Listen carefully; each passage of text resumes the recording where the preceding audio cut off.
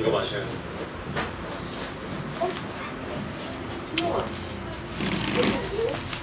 Good day po mga idol. Ikinakabit na natin ng kable o electric welding cable sa ating unit na welding machine. Pansinin nyo mga idol, no? Ang dulo ng cable, pinilit ko talagang magkaroon ng bilog.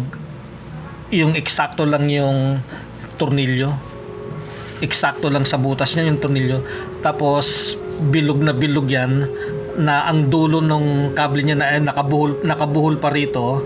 Hindi ko na lang maipakita dahil nalagyan ko na ng electric tape. Ayan, pero ang point ko rito, kinakailangan bilog po yan para kahit mahila pa ng gagamit ay hindi kakalas kasi nga nakabilog. Yan po, bilog din po yan. Nakakulong na po sa bolt yung isa. Itong isa ay kukulong ko na rin ng tornilyo.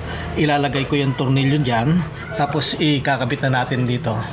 Yun lang po ang point ko dyan. Binilog ko ng mabuti yan, binuhol para kahit hilain po ng gagamit ay hindi niya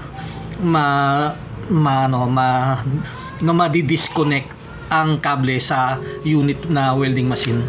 Yun lang po. Salamat. Bye-bye.